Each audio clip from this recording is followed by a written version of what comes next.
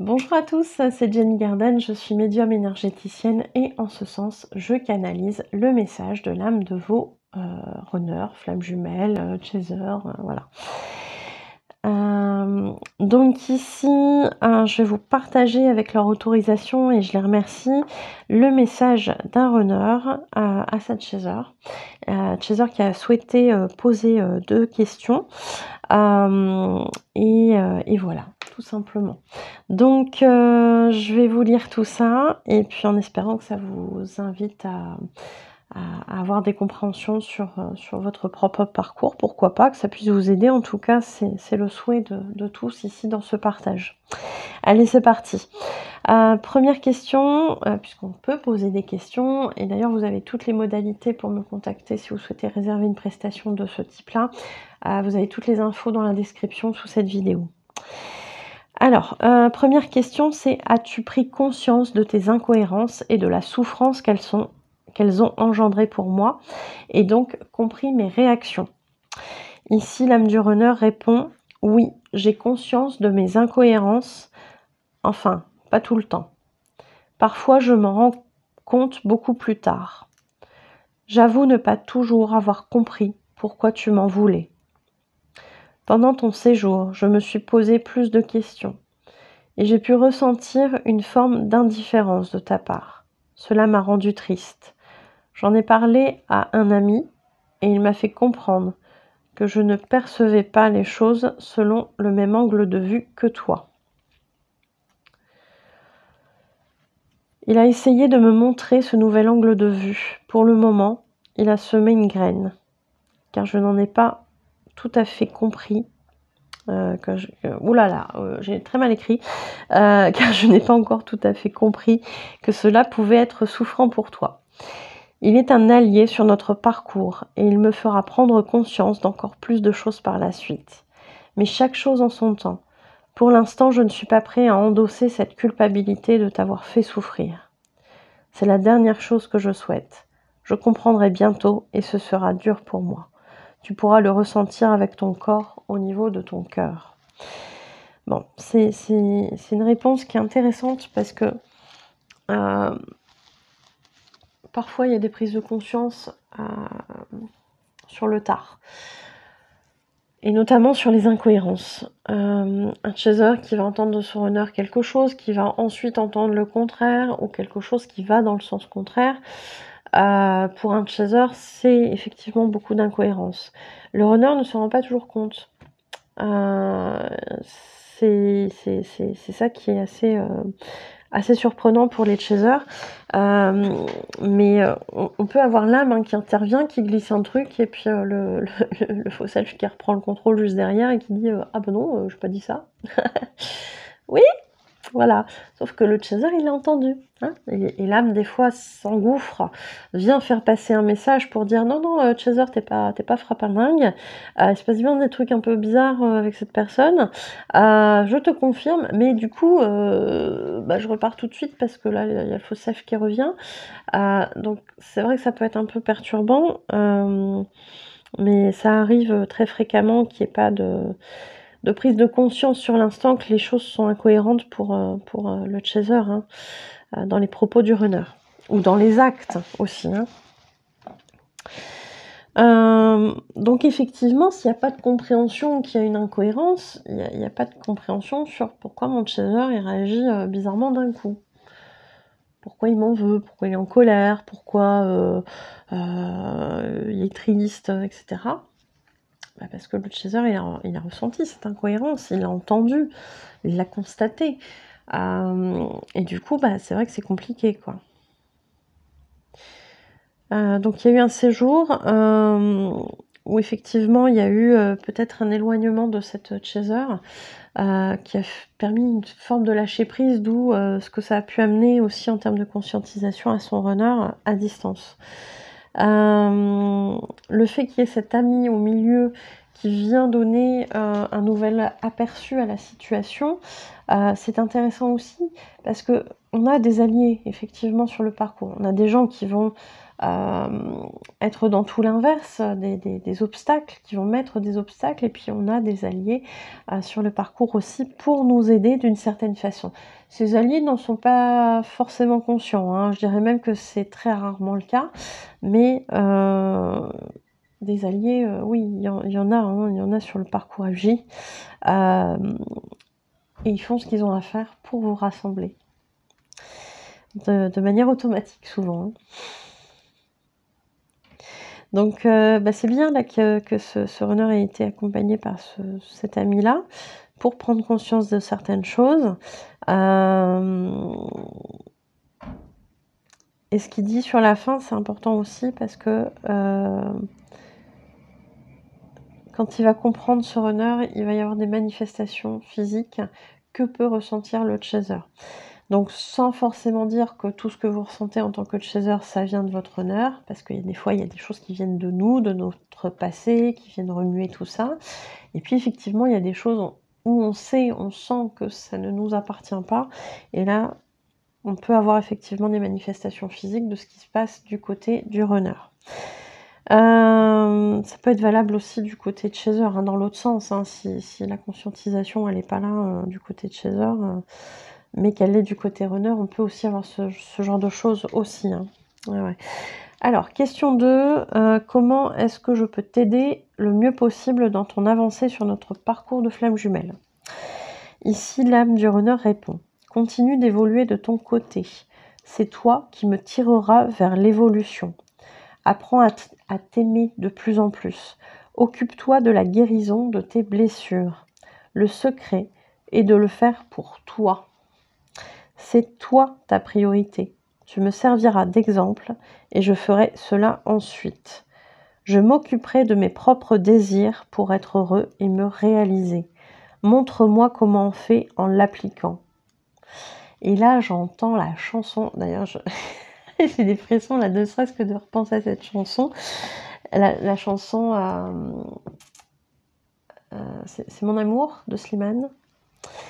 Avec le refrain je t'aime, je vais pas vous la faire, hein. Et là j'entends ça, et ce refrain là en fait, j'entends ce refrain quand il dit ça, voilà, je l'entends. Et ensuite il continue, je te suivrai, mais tu dois me montrer. C'est comme si tu étais mon professeur, ma muse, ma source d'inspiration, mon moteur. Le fait que tu te priorises laissera place à un vide qui me fera avancer. La peur de te perdre, de te voir t'épanouir sans moi, cela va me bousculer. Ton départ a déjà participé au fait que je ressente cela. Mais tu étais loin. Là, je dois le vivre de plus près. Comment ne pas avoir peur de perdre l'amour alors qu'il est si près et qu'il s'émancipe de nous? J'ai déjà mal en y pensant, mais j'en ai besoin pour avoir ce déclic. Et là, rebelote le refrain de Slimane. J'ai besoin de toi pour avoir ce déclic, de ton absence physique et aussi énergétique. Cela peut prendre du temps, mais je reviendrai vers toi et je serai honnête sur mes sentiments pour toi. À ce moment-là, je n'aurai plus envie de les cacher. Alors, ce qu'il y a d'intéressant avec cette chanson, c'est que quand on s'est posé avec la personne qui a reçu cette canalisation, il y avait des choses quand même très parlantes par rapport à son histoire. Et je trouvais que ça faisait pas mal écho à ce qu'elle m'avait raconté, parce que je l'avais eu en consultation avant, hein, sur des accompagnements. Et vraiment là, il y avait des choses très très très résonantes avec sa propre histoire. Mais en tout cas, voilà, ce runner, il a conscience de certaines choses. Le fait qu'il y ait un éloignement géographique, un rapprochement ensuite, ça a changé aussi la donne.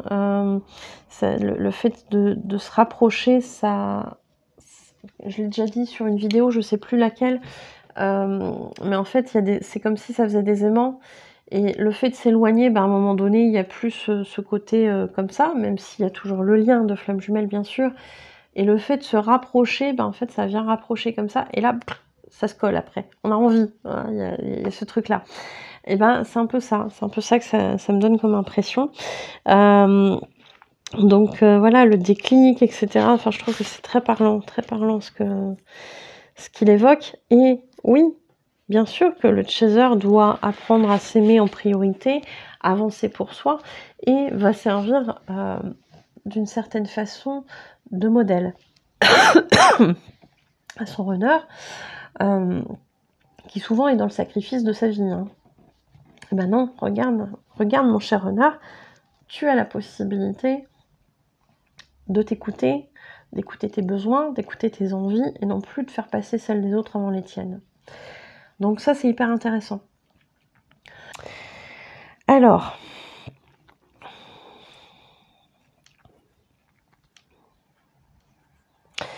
j'étais en train de lire une autre partie de... Enfin, la fin de ce que je viens de vous relire. Ici, il y a vraiment cette idée de...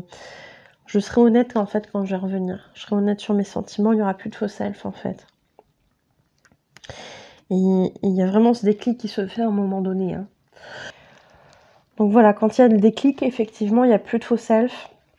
Ou en tout cas, il est bien estompé quand le runner revient vers son chaser. Et on peut du coup s'exprimer pleinement sur ce qu'on ressent. Donc c'est ça qui est intéressant dans cette période-là aussi. C'est ce faux self qui s'écroule complètement pour laisser place à l'ouverture de cœur en fait, hein. Et du coup à la relation. Allez, message libre. Je suis terrifiée à l'idée que tu puisses un jour sortir complètement de ma vie. Je sais que je t'ai perdu en faisant le con, que j'ai perdu ta confiance et je m'en veux. D'un côté, cela me paraît logique que tu te protèges de moi, car je t'ai fait souffrir sans le vouloir. Et moi aussi, j'ai peur de souffrir, et donc je me protège. Et c'est pour cela que je te comprends. Mais d'un autre côté, j'aurais tellement envie que tu viennes me dire que tu m'aimes encore. Cela me rassurerait tellement. Mais ne le fais pas. Cela me ferait retomber dans mon ego. Ce serait dommage de nous freiner une nouvelle fois. Tu dois m'aider à venir vers toi et à affirmer ce que je veux. J'ai toujours laissé la vie m'apporter ce qui était juste pour moi. En fait, j'étais convaincue que c'était comme ça que ça fonctionnait. Mais en réalité, non. Donc là, c'est intéressant ce qu'il dit parce que il y a vraiment une idée de...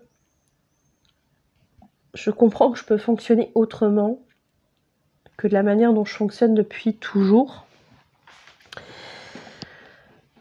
C'est pas parce que la vie m'amène des choses que c'est forcément juste pour moi. Et ça, c'est quand même assez récurrent chez les runners. Je suis désolée, hein, j'ai un petit chat dans la gorge. Il y a vraiment une idée de la vie m'amène les choses et puis bah si ça vient c'est que c'est juste et c'est que je dois les vivre etc.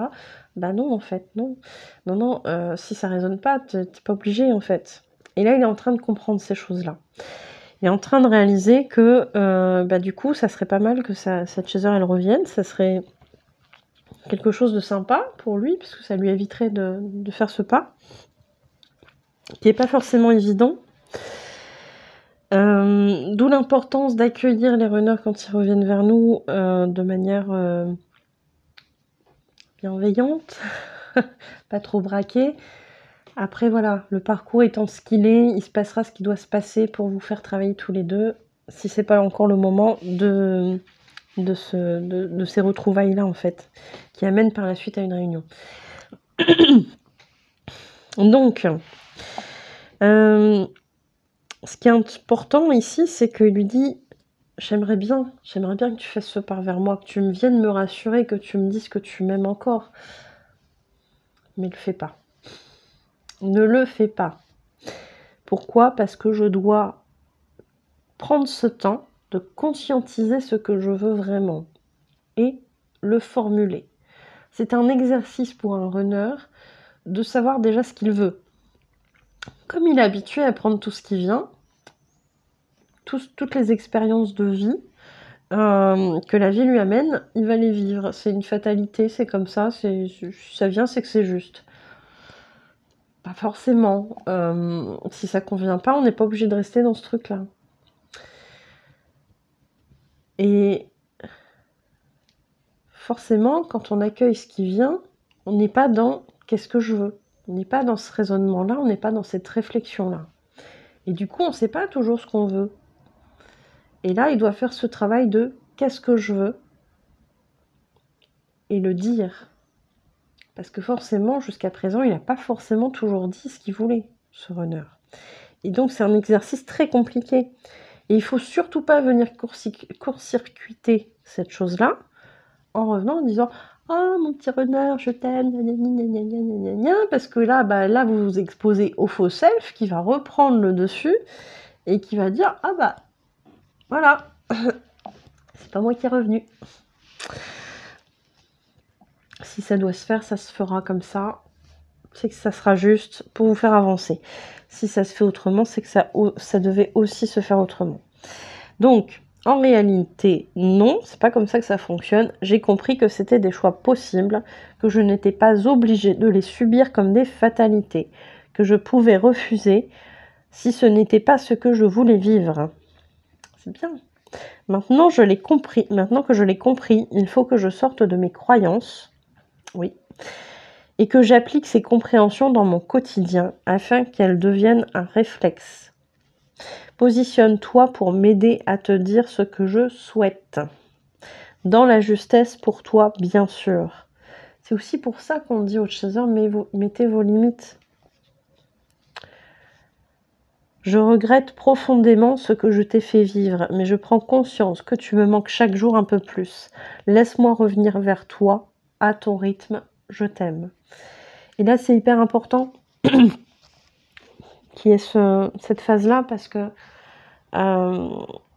s'il n'y a pas de positionnement du chaser, le runner, les 3/4 du temps, c'est ça, il y a une tierce.